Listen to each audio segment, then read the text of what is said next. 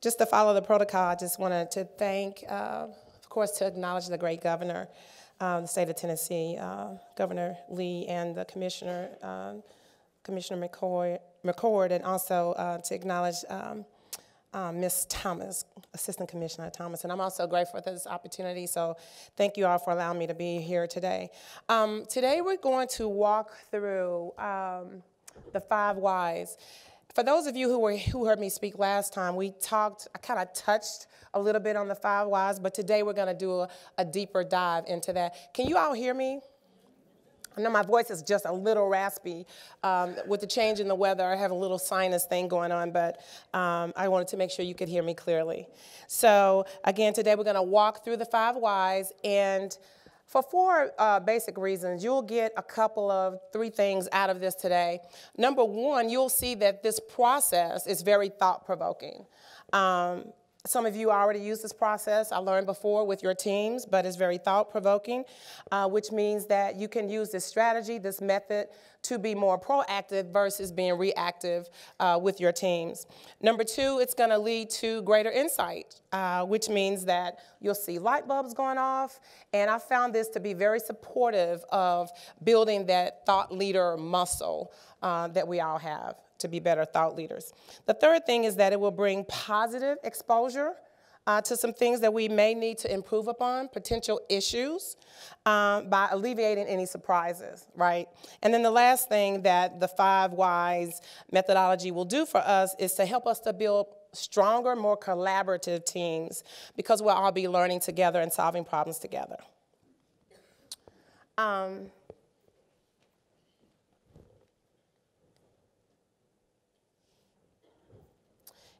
At one point in my life, actually, you could tell that's not me. That is a picture of a little girl and her dad. But at one point in my life, when I was a little girl, I used to always want to spend time with my dad. And my dad, like I do now, he wore many hats. One of the things he did a lot of times was he was a mechanic, and he worked a lot on 18-wheelers. And so sometimes when he was at home, he would work on some of our vehicles. So a lot of times when I would be outside playing hopscotch or jacks or whatever, playing in the grass just to be near my dad, I would see him underneath the hood of the car, and I would say, I called him Poppy. I'm like, Poppy, what are you doing? He's like, I'm checking the oil. I would say, Poppy, why are you checking the oil? Well, I just need to make sure it's at a good level so, you know, nothing happens when we're driving. But why? And I would keep asking him all these questions. I think having a childlike curiosity is a good thing, because I think when you're a child, and those of you who have been around children, you know, children are not afraid to ask questions. Some of them just ask questions over and over and over. And I know if you're a parent or a godparent or an auntie or whatever your role is in the lives of some children, sometimes probably in our minds as adults, we want to kind of turn off the questions. But I think it's good to have a childlike curiosity. I think that's a very positive thing. What I call it, it's a powerful place of discovery. So even in the workforce, even on our teams, I think it's good for us to be inquisitive and to ask the question, why? So not much has changed in my life. I'm still very inquisitive. I like to learn, as I know most of you do, all of you do, actually. And so today we're going to learn a little bit again about this methodology. Early on in my career, when I learned about, it probably was in the early 80s, when I actually worked for the state of Tennessee in the Department of Finance and Administration at that time, and I was a quality consultant. So that's when I learned about this process, and what I have found throughout my career, and even in my business, is this is a tool that I use all the time. So it's one of those tools that's very transferable. And you can use it in a number of situations. So it's a very powerful and transferable skill. So let's jump right in. What is 5 whys? I'm sure most of you have heard about it, but let's just kind of do a broad overview before we jump into some very basic information about it. It's simple, and it's an effective problem-solving tool. It's very, very simple. It's not something you have to spend weeks learning about. As a matter of fact, I would dare say today when you leave, all of you will be able to apply this tool, and we're actually going to have a live demonstration. The second thing is, it's primarily used to find the exact reason that causes a given problem by asking a sequence of why questions. So you'll see a little bit later that the primary problem that we're going to address, once you ask why and you give that answer, it just continues to build. So it is a process, and it's a process that works very well. Again, each question forms the basis of the next question. And last but not least, the 5 whys method helps your team to focus on finding the root cause of any problem. So just a little bit of background on where this came from and why it's still used today as a powerful tool, not only in manufacturing, but also in corporate America and other departments such as your own. Historically, this was developed by, I believe his name is pronounced Sakichi Toyota. Now that sounds kind of familiar. Toyota is his last name, and he created this tool in the 1930s. And so primarily he was known as one of the fathers of the Japanese Industrial Revolution. And so the tool, he created the tool to use in manufacturing. Automotive specifically, right? So you've heard Toyota with a T. His name is Toyota. So even to this day, Toyota with a T, they use this in their plants. So they still use this tool, the ask why, the 5 whys, asking why, to resolve and to get to resolve issues and to get to the root cause. So as leaders, I feel like it is our responsibility to help our teams to solve problems. And this is an easy tool to help them to get there. So the best way to teach something first is to learn it, right? The best way to teach something first is to learn it, right? Okay. Y'all with me? Okay. First is to learn something. So today, we're going to learn this. We're going to learn what happens when you're not expecting something to happen.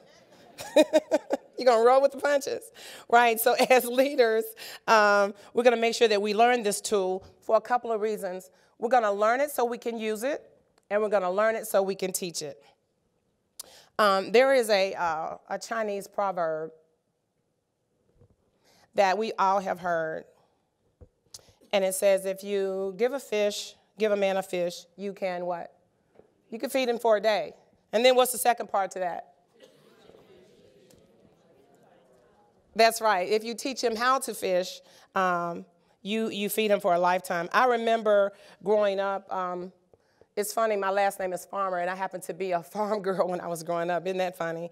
So growing up, we always had a farm, and we always had a garden. I remember asking, again, I was always inquisitive, and I remember asking my parents why they had to, use these, I believe it's called a till. Why do you have to use the till to dig up the ground, and why do you have to turn the ground, and why are some seeds small, and why, asking all these questions. And I remember to this day that my mom said, and she still does a little bit of gardening, but I remember my mom said that my granddaddy told her something when she was a young girl. My granddaddy told my mother, if you learn how to plant seeds, if you learn how to put seeds in the ground, you'll never have to worry about being hungry. So that stuck with me because it's not just that the physical food feeds your body. What we're learning today and increasing our knowledge, it's going to feed our knowledge base, right? So there's more than one way to feed. I don't know why that keeps happening, but we're going to roll with it. Technology. Another thing as leaders, as we continue to learn and develop our teams, is to remember that we have to inspect what we expect, right? So that means that when we delegate, when we give our teams things to do, we can't just hand something off and then say, we hope that they get it done, right? When you give people stuff, you have to make sure that you delegate with expectations. You have to set the expectations. You have to make sure, am I pushing the right button? I'm pushing this right arrow. It's probably something I'm doing. Thank you. I'm sorry. You have to make sure that you delegate, with expectations. The second thing we have to do in order to inspect what we expect is to make sure that we ask questions so we can better understand if there is something that's not working in a process, we can better understand what that is. So then that allows us to coach upward. So we teach, but at the moment where we pass it off and delegate it, we're no longer teaching, we are more or less coaching. So let's go through the 5 steps, the 4 steps that are part of the 5 whys. The first thing you have to do is write down the specific problem that you want to solve, okay? You have to write that down. And the reason that we do that is to make sure that everybody's on the same page. So again, we're going to do a live demonstration. We're going to talk through it. We're not necessarily going to write it down. But in your teams, have someone that's the facilitator. Because what happens is the facilitator or the scribe, they'll probably play a dual role. That person more than likely won't be able to participate. Because if you're capturing what other people say and you're writing that down, it's kind of hard to have 3 thought tracks going on. It's kind of hard to listen to what you're hearing, right? And then may be able to transcribe that and then to keep the conversation going. So that scribe or that facilitator may need to be somebody that's not actively going to participate in the problem-solving process. But it does require that you write it down so everybody can see it and you're on the same page. That's step number 1. The second thing is to ask why the problem happens and to write the answer below the why. So once you get the primary problem that we're going to solve, and you ask why, you then write the answer down beneath that.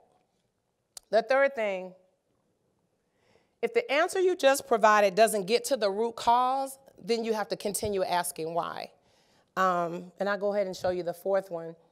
And then you loop back to step 3 until the team is in agreement that the problem's root cause is identified. So the reason why this is there as a part of the step, I have never seen anybody skip going at least asking why 5 times.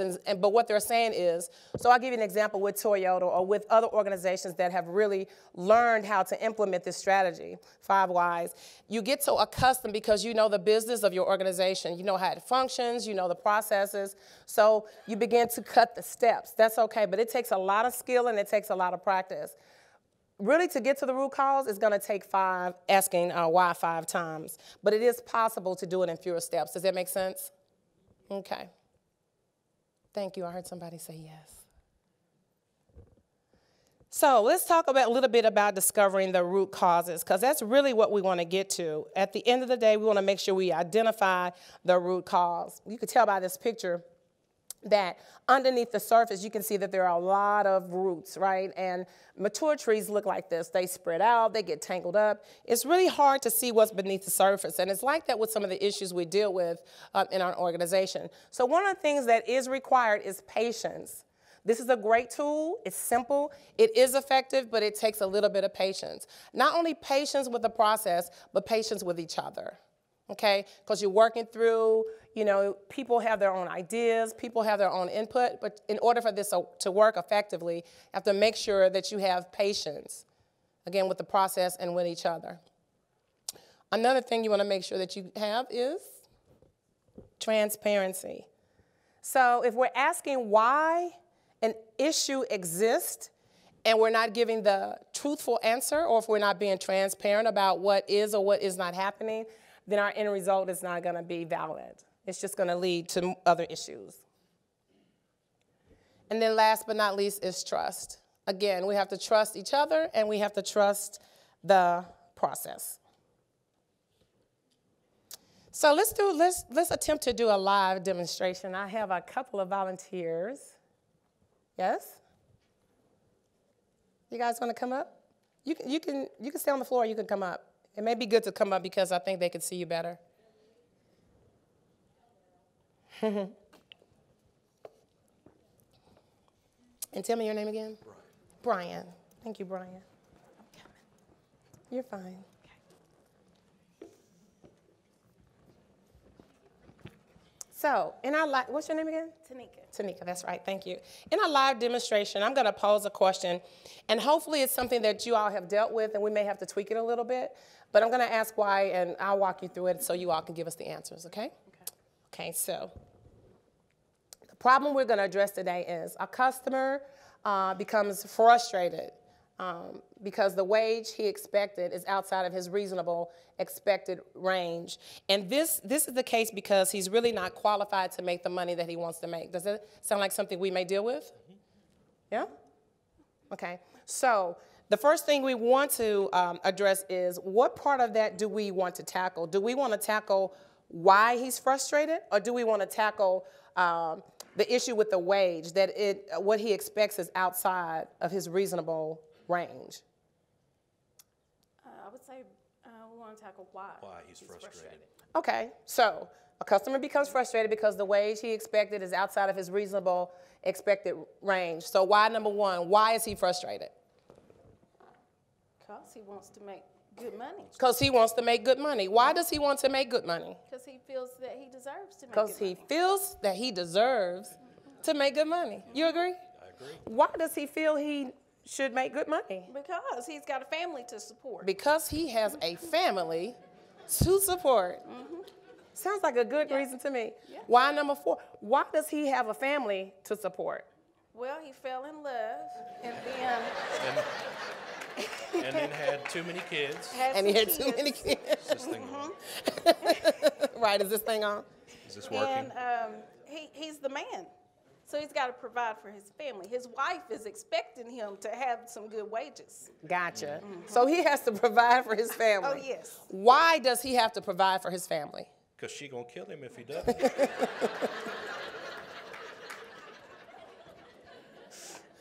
So if we are in the office and we're a team and we're actually solving this problem, and so the problem is a customer becomes frustrated because the wage he expected is outside of his reasonable expected range, right? So we can't pay him what he wants.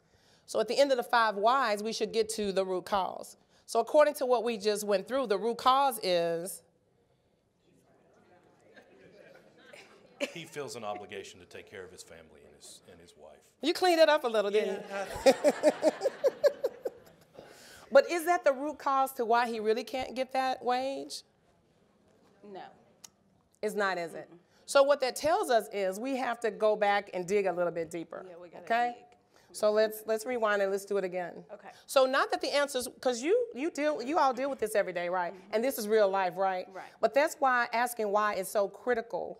And that's why it works, because you have to dig and really think. So those things are true. They're just, if you remember the picture of the tree, they're just not down there with the roots yet. But we're getting there, right? Okay, y'all okay with us doing it again? Yeah. Sure. Okay, and you all can help them if you want to. Yeah, y'all help. So again, the problem is a customer becomes frustrated because the wage he expects is outside of the reasonable expected range, according to what we share with him. So why is he frustrated that he can't get basically the money that he wants? Why is he frustrated with that? Or maybe we should change the question. Okay. You all tell me if we should change the question. It's still going to be a part of the problem. Why do the wages not match? Why does he think he should get one thing, but the wage is not set at that? Let's think about why that is. Let's think about it, Brian. Yeah. I mean, Because- my question would be, why are you expecting the wage that you're expecting? Right. Why do you think he's expecting it? Yeah. What? Absolutely, right. So he's frustrated, like you all said, because I want this money. I got a family to take care of. I'm frustrated, but the real reason is, the answer to the first why is, he's frustrated because there's a difference in the gap because of the Lack of skills. Right, the lack of skills. Why is there a lack of skills? Because we only covered the first why. So why is there a lack of skills? He never What's had the that? opportunity. He wasn't provided the training. Right, he's not properly trained. Why is he not properly trained? Never had the opportunity. He never had the opportunity. Why did he never have the opportunity? Because he did not visit the AJC. There you go. Well, there you have it. That's it. And why did he not visit? He never heard about He it. just maybe He didn't what? know where it was located. Transportation. Yeah. Lack of knowledge? Yeah. That could be it too. Resources, right. Those are all good answers. Of course, we can only have one. But the good thing is, when you go through this process, that's why it's very important to have a flip chart or something. So now you can capture it. So now you can go back to your team and say, okay, what are the issues with transportation that fall within what we're responsible for, right? That fall within our mission. Because it may be that we have to partner with another organization, right? What was another reason? Transportation, resources. Right, then you can say, okay, we're going to attack this second root cause. It's another root cause is, around resources. And it was something else. We had 3. Knowledge? I didn't know about the center. Didn't know about the center. Oh, that's a good one. So, yes, ma'am.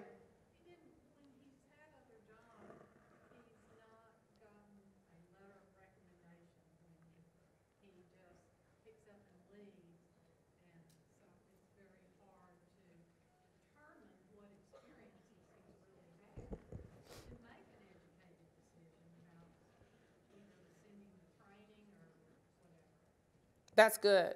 That's really good. And that's a good reason, too. So what I would say that we probably should dig down into is what somebody mentioned is he didn't know about the center.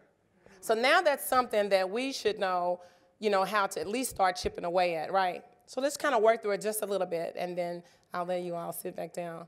So what do you think some of the reasons why? So we're not going to ask, well, yeah, we can. Let's just make another question, right? Mm-hmm. It's not going to show up there. So the problem is our clients, our customers, do we call them customers? Customers. Okay. Our customers or our potential would-be customers do not know about the center. Why do customers not know about the center? Maybe we're not doing a good enough job at going to where the customers are and telling them about the center. Okay. So that sounds like outreach to me. Maybe we're not doing enough outreach. Why are we not doing enough outreach? We're busy? They really want to say because they're answering emails. Okay, because you're working. Is that a good way to put it? Because you're good with that wordsmithing thing. Oh, yeah. Okay, okay. Because we're working. Okay, why are we working? Got a lot of responsibilities, a lot of things to do. Customer. Okay, we're serving other customers. Okay, why are we serving other customers? Because why? They need you too? They need us too. High demand, okay. Why is there high demand, or why do they need us too? Okay, because they all have barriers. So would you say the reason why people, our customers or would-be customers, don't know about the center, would-be customers don't know about the center, is because there are barriers? Because that was the last answer we gave. Would you say that's the right answer? Or would you say that's getting us to the right answer? Because there are barriers. Yes? Yeah. Yes. Okay, so then that becomes, again, when you get to the answer to the 5th why, then you can say, okay, so this is where we start chipping away at it. And it may mean that we look at different things like marketing, communication. Everybody's busy answering emails and helping other customers. But, one customer is just as important as the other 99, correct? Mm-hmm. And so I understand there's a lot of work to do, but we have to figure out how to close these gaps. Thank you so much. Give them a hand. Awesome, awesome, thank you.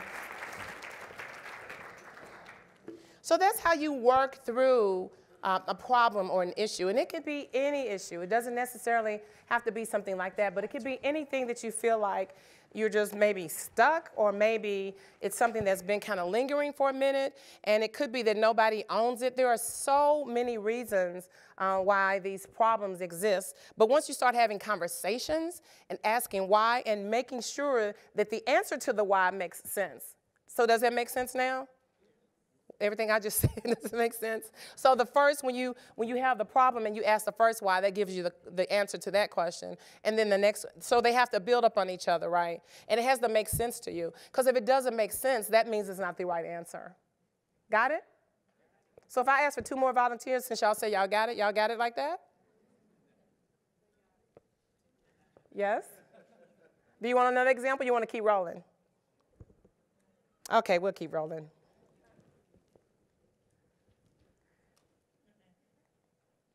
And again, you just ask why 5 times. And you have to ask 5. I don't know what the magical number is with 5, but again, they said it can happen in fewer than 5 times, but I've never seen it happen unless you just become an expert at doing this, like almost on a daily basis. So once you get to the root cause, then on your flip chart or in your parking lot of whatever tools you all use in your office, make sure you post that so it can stay in front of you and you can begin to chip away at it in your team meetings or what have you, so it doesn't get lost in the shuffle. Oops, do that again. I think what's happening is I'm pushing this button underneath. So this tool may serve as a way to close the process improvement gap in our organization. So what it can do, though, again, once you use it and you become very familiar with it, you just saw a live demonstration in action, what it does is it helps you to develop your facilitation skills. So again, you learn it to use it, and you learn it to teach it. The second thing is that you'll see a lot of leaders emerge. Some leaders, I'm sure you'll agree, are outspoken. Some are pretty much laid back. But once you start having these conversations and you asking why, you'll see people on your teams just begin to jump in and give their feedback. And then maybe you'll develop some 5 why champions on your teams. That would be pretty cool. So what's the return on the investment? Because again, this is going to take a little bit of time. It's not just something, you could just see the process that we did maybe took, I don't know, maybe 10 minutes.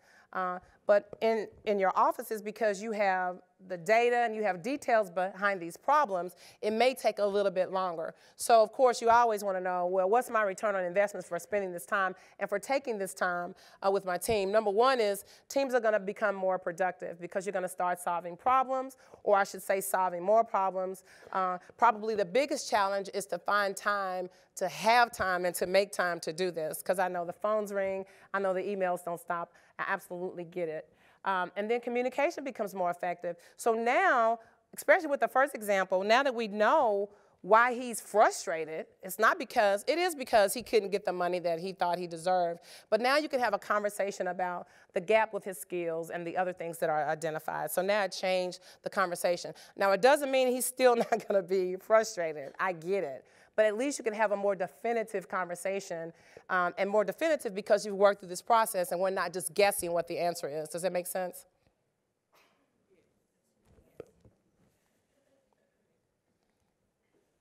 Okay.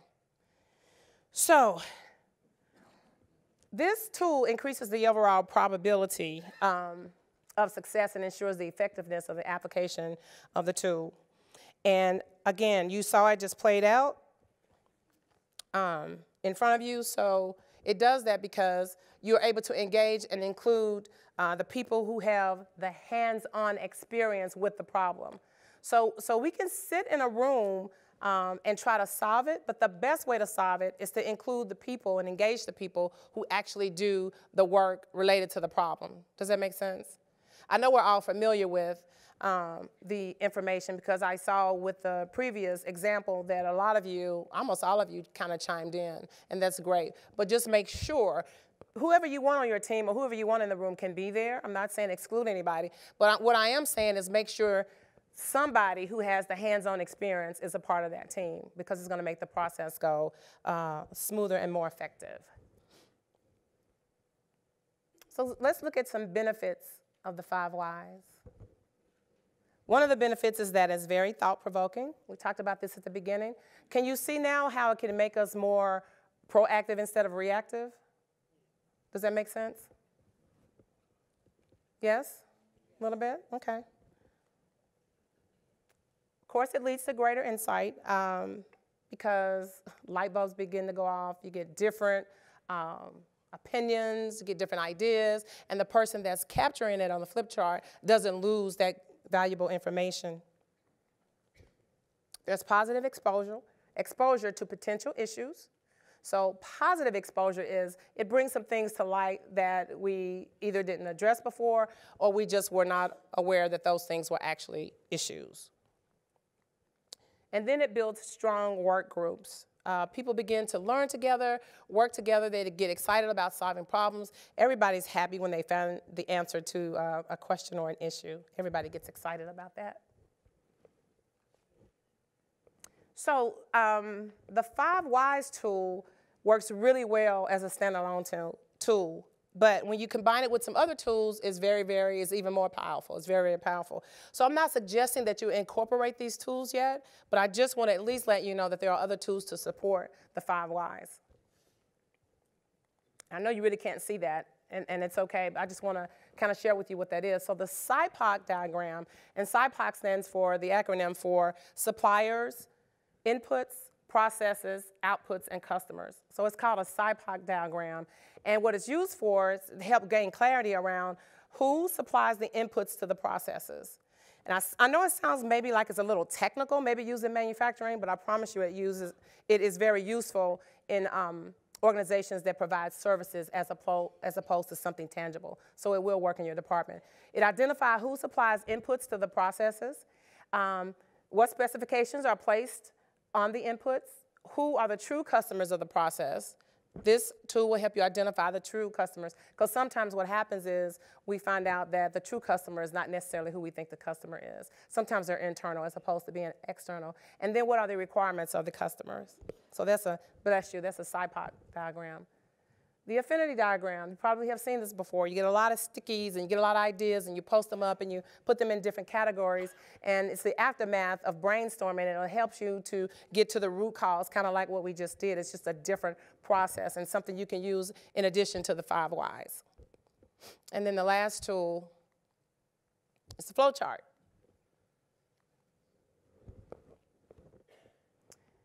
You have algorithms and got processes and the whole workflow. It's a diagrammatic representation illustrating a solution model to a given problem.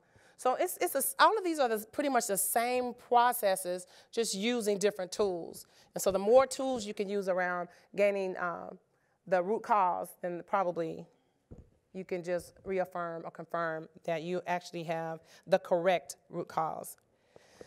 So I don't know if you know what this is. Back in the 80s, a computer looked like that. So when I first graduated from school, I learned how to program these things. So I learned CICS. I learned how to write in that language. I learned how to write in Assembler, and I learned how to write in COBOL applications. And I decided not to do that because, 1, I didn't like working by myself. 2, it was very boring.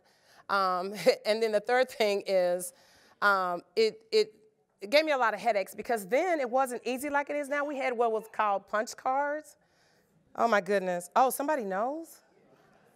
Oh, my goodness. Wasn't that like the worst? You punch one thing wrong, and it throws everything off.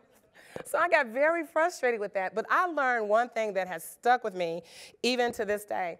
And I wanted to share this with you because this is going to be very, very important as you work through this process. It's a lifelong and a valuable lesson. Garbage in, remember, garbage out. And so what happens is the end result is never going to be better than the quality of the information that goes in. So again, when we're asking why, if we're not giving the correct answer, then the solution is not going to be valid, pretty much is what they're saying. So garbage in and garbage out. This guy had something to say about solving problems. Albert Einstein, he said, if I had an hour to save the world, I would spend 59 minutes defining the problem and 1 minute finding the solutions. What does that mean?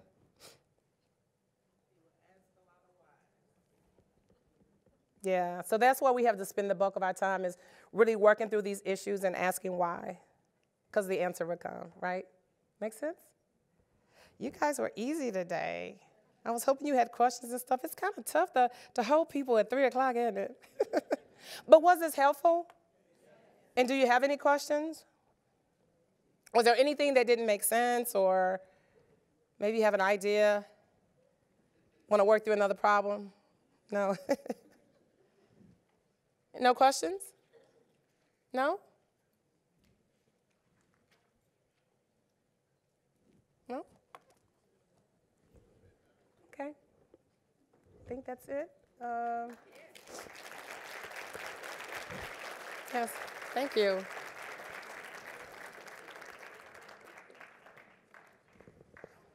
Don't go? You want me to sing and dance? You want me to do that? That would be horrible. No, I don't want to do that. So, Paula, first of all, thank you. Thank you for taking time out of your, I know, very busy schedule to be with us, to teach us the 5 whys. We're going to use them. I'm going to ask for some of the results just to make sure they're kind of putting it in, kind of see what some of the root causes are. I'll let you know what they are. Good, awesome. And I failed to mention that I can leave a copy of that with you. Oh, that would be wonderful. That would The be notes, wonderful. We yeah. can send that out. We have, before you get off stage, we have something for you. Awesome. Broward is coming to present it. Thank you. Thank you. So that's just a very small token of our appreciation for you using your expertise to really show us how to really get after this, because we have a lot of problems to solve. We deal with people who have a multitude. Can you hear me? No? Okay. They normally tell me my mouth is big. Okay.